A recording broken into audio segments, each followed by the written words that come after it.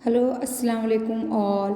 SDMES English medium primary school standard 8 subject Hindi. आज हम देखने वाले हैं चैप्टर नंबर 2 कच्छ की सैर। मैं आपकी सुमैया मैम सुमैया मलिक। तो आज हम स्टार्ट करते हैं चैप्टर नंबर 2 कच्छ की सैर। जो लेखक है वो है श्री हरेश धुलकिया। आपने आगे के हमारे सारे वीडियो देखे हैं। अगर आपने नहीं देखे तो सारे वीडियो को आप देखिए और यह वीडियो को भी आपको शेयर और लाइक करना भूलना नहीं है। ओके, तो चलो आज बच्चों स्टार्ट करते हैं कच्छ की सैर। लेखक है हरेश धुलकिया। हरेश धुलकिया जी जो है वो कच्छ के निवासी है और वो एक अध्यापक थे। शिक्षकत्व आपकी पहचान बन गई थी। अब्दुल कलाम श्री APJ अब्दुल कलाम की जो बहुचर्चित विंग्स ऑफ फायर जो है पुस्तक, उनका उन्होंने हरीश जी ने गुजराती भाषा में अनुवाद किया था और उसका नाम था गगनपंख। शीर्षक उसका गगनपंख था। शिक्षण कार्य के आपके अनुभव, संशोधात्मक लेखन कार्य तथा पत्रकारित्व आपके लेखन के क्षेत्र है। कच्छ मित्र में आप सुरखा स्तंभ अंतर्गत लिखते हैं। आपका सर्जन कार्य अगंदोपग 400% आनंद तथा शिक्षण संबंधी गुजराती साहित्य लोकप्रिय है। ये सारी उनकी विशेषताएं हैं हरेश धुलकिया जी की। यह जो इकाई है उसमें कच्छ का परिचय दिया गया है। क्या परिचय दिया गया है वो मैं आपको बता रही हूँ। कच्छ एक गुजरात का जिला है, बराबर है। जैसे कि आपको पता ही होगा, हम भी गुजरात में रहते हैं। हमारे गुजरात में जो सूरत शहर है वो हमारा एक ज़िला है, वैसे ही कच्छ भी गुजरात का एक ज़िला है। भारत की प्राचीन जो मोहनजोदड़ो संस्कृति है उसके अवशेष कच्छ में पाए गए हैं। कच्छ के ऐतिहासिक, सांस्कृतिक और जो धार्मिक स्थान है उसका महत्व आज भी कायम है। भुज कच्छ का मुख्य नगर है। तो यह पाठ में कच्छ प्रदेश के बारे में बहुत सी जानकारी और बड़े ही रोचक ढंग से दी गई है। तो चलो आज हम देखते हैं कच्छ की सैर। आप लोग सब बहुत जगह पे घूमने गए हो ना। वैसे ही ये जो कच्छ है वो भी एक भारत का, हमारे गुजरात का बहुत घूमने लायक है ना स्थल है। विशाल भारत में अनेक दर्शनीय प्रांत है, सबका अपना महत्व एवं सौंदर्य है। गुजरात उनमें से एक अनूठा राज्य है। गुजरात का एक विशिष्ट जिला है कच्छ। यहाँ क्या मैंने आपको बताया ना कि भारत एक ऐसा देश है जहाँ पर बहुत सारी चीज़ें घूमने के लायक है। कहीं पर कुछ देश होते हैं जो एकदम ठंडी के लायक होते हैं, कुछ देश होते हैं जो बहुत गर्मी होती है। जैसे कि आप गल्फ़ में देखोगे तो वहाँ बहुत गर्मी होती है। जैसे अमेरिका, कनाडा, लंदन, ये बहुत ठंडे देश है। लेकिन एक हमारा भारत ऐसा देश है जहाँ पर ठंडी भी पाई जाएगी। ऐसे उसका वेदर ऐसा है कि जहाँ पे आपको बर्फबारी भी होती है और ठंडी भी बहुत होती है और गर्म। जैसे आप अभी ठंडी के मौसम में यहाँ पे हमें गुजरात में थोड़ी सी ठंड लगेगी तो आप कश्मीर में जाओ तो बर्फ़बारी दिखेगी, बराबर। आप गर्मी में बहुत ज़्यादा गर्मी होगी लेकिन हिल स्टेशन पर इतनी सारी गर्मी नहीं होगी। ऐसे ही हमारे जो ये भारत देश है उसमें बहुत अच्छी अच्छी जगहें हैं घूमने के लिए। तो गुजरात का ये जो जिला कच्छ है वो भी एक बहुत अच्छा सौंदर्य और घूमने लायक जिला है।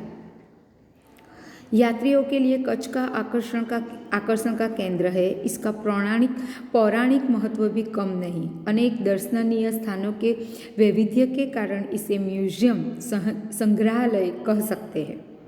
क्या बोला गया है कि कच्छ एक ऐसी जगह है जो बहुत अच्छी, रमणीय यानी सुंदर जगह है, बराबर।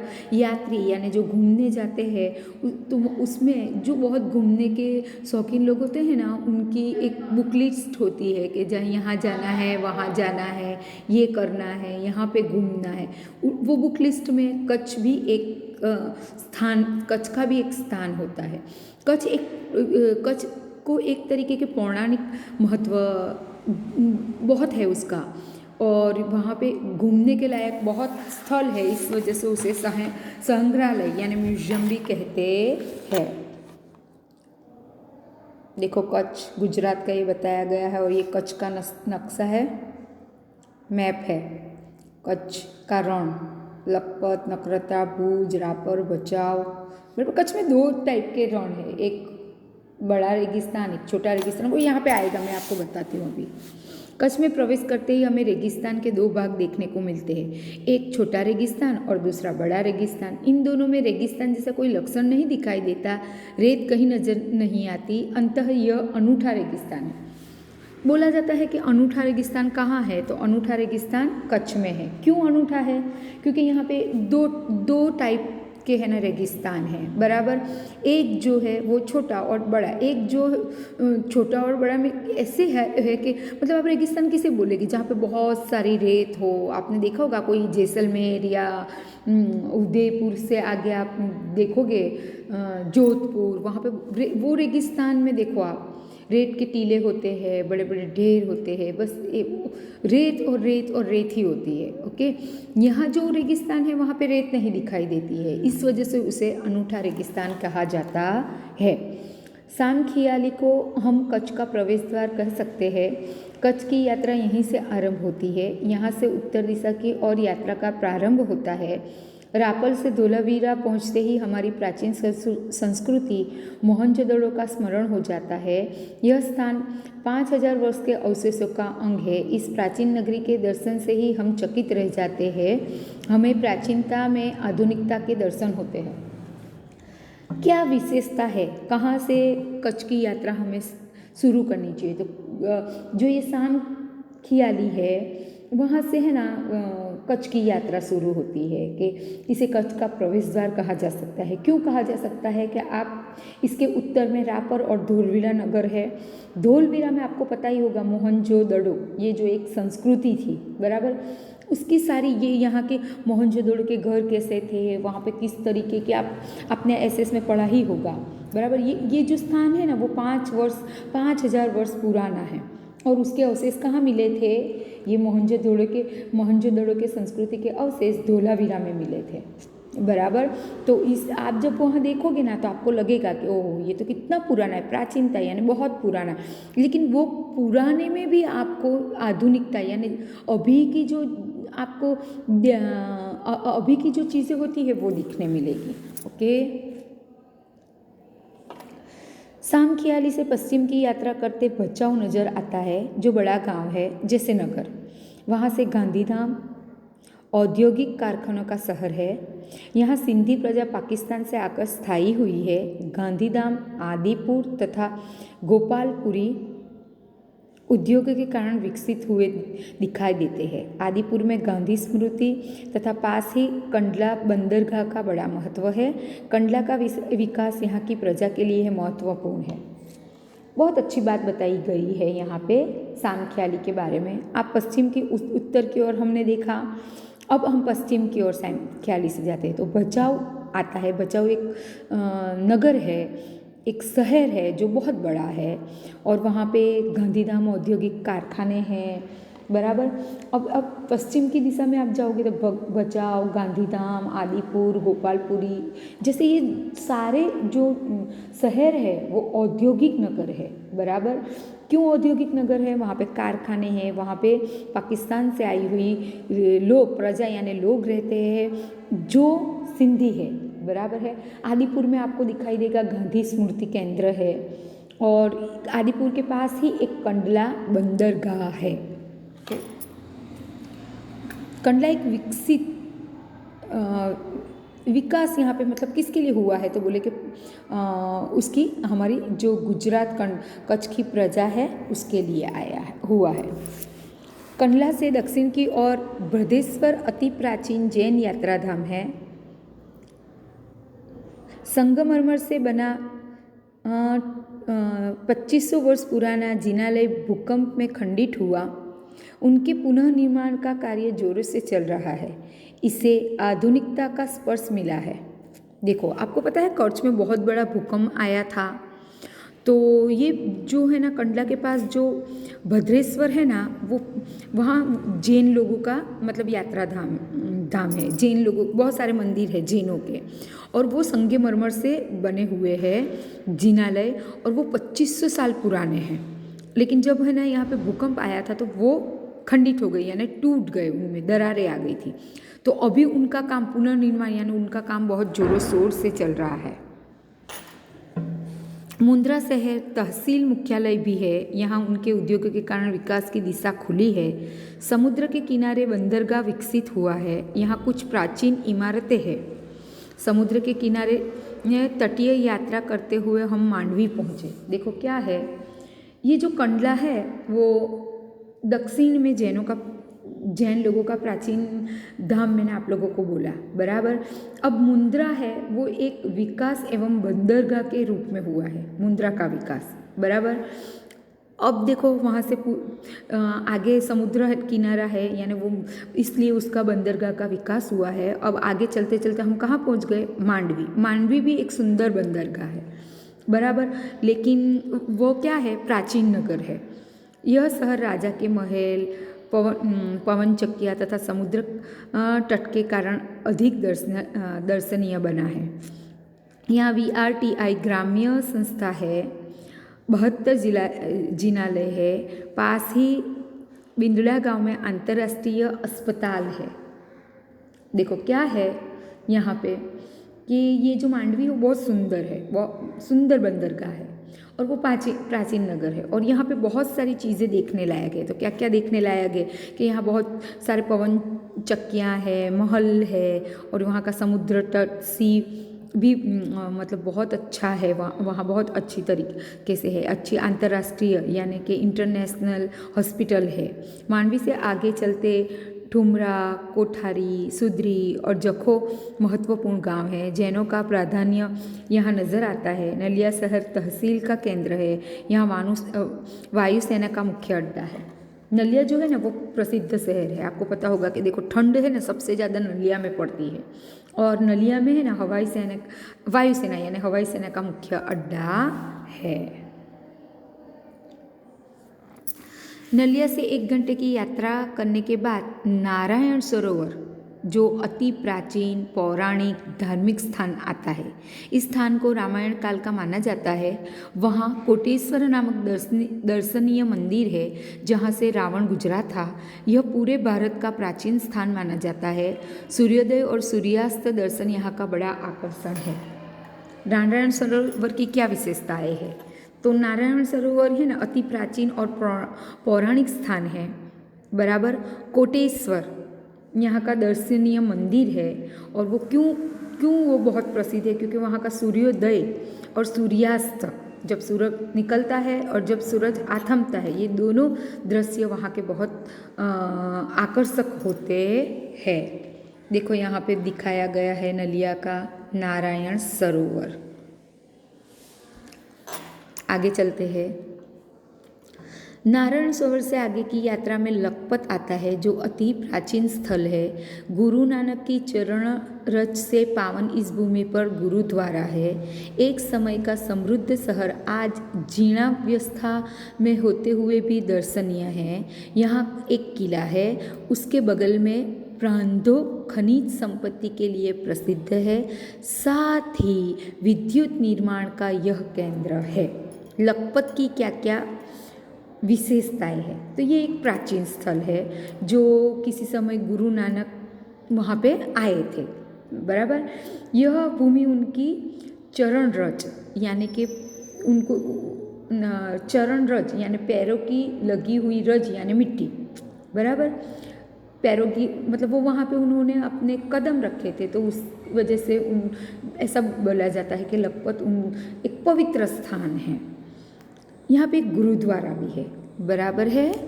अब लखपत से आगे चलते हैं। लखपत से मध्य कच्छ की ओर बढ़ने पर हाजीपीर मुसलमानों के लिए श्रद्धा का केंद्र है। देखो कच्छ में कितनी कितनी अलग अलग तरीक़े के लोग बसते हैं। आपने देखा है सिंधी लोगों को देखा आपने कि सिंधी लोग वहाँ बसते हैं। फिर जैन लोगों के है ना मंदिर है, अभी आगे उससे गुरुद्वारा है। अभी देखो अब मुसलमानों का श्रद्धा का केंद्र आता है, वो क्या है, हाजी पीर।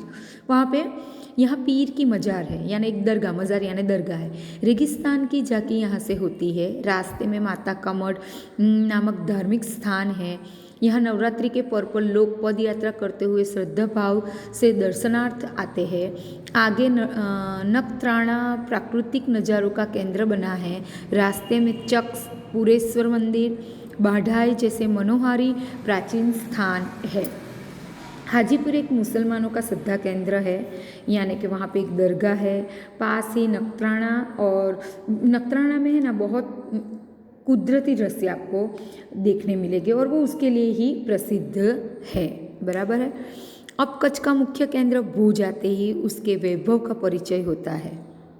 आईना महल, प्राग महल, टावर, स्वामीनारायण मंदिर, हिल गार्डन, हमीसर तालाब, भुजिया पहाड़, लोक संग्रहालय, विश्वविद्यालय आदि के दर्शन करने हम आनंद ले सकते हैं। सन 2001 के भूचाल ने इसे खंडित किया तो लोगों ने उसे नए स्वरूप में पुनः निर्माण करके और सुंदर शहर बना दिया। भुज जो है, भुज वो मुख्य शहर है कच्छ का, जहाँ बहुत अलग अलग चीज़ें देखने लायक है, जैसे कि आईना महल है, प्राग महल है, टावर है, मंदिर है, हिल गार्डन, ये आदि कई दर्शनीय स्थल है। यहाँ का हिमसर तालाब एकदम प्रसिद्ध है और विश्वविद्यालय भी एकदम प्रसिद्ध है। 2001 में यहाँ पे भूकंप आया था, तो भूकंप से सारी चीज़ें खंडित हो गई थी, यानी टूट फूट गई थी, लेकिन लोगों ने उसे वापस बनाया, पुनर्निर्माण किया और आज यह एक सुंदर शहर है।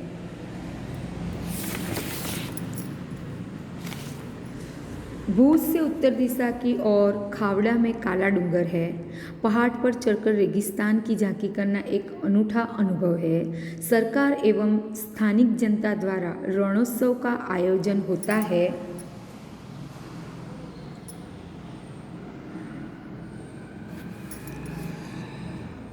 देश भर से लोग यहाँ आते हैं। सफ़ेद रेगिस्तान को देखना एक आनंदीय घटना है। सब तारक मेहता देखते हो आप लोग बच्चों?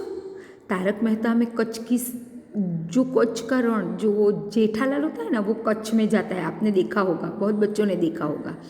तो उसमें बहुत अच्छी तरीके से बताया गया है कि वहाँ पे रणोत्सव होता है, तो उन लोग सब जाते हैं। बहुत सारे लोग वहाँ पे प्रवास करने के लिए रणोत्सव में जाते हैं। और वो है ना, कब होता है, जब ठंडी होती है ना, तभी, मतलब अभी उसका रणोत्सव होगा, अभी नेक्स्ट जनवरी में होता है, बराबर।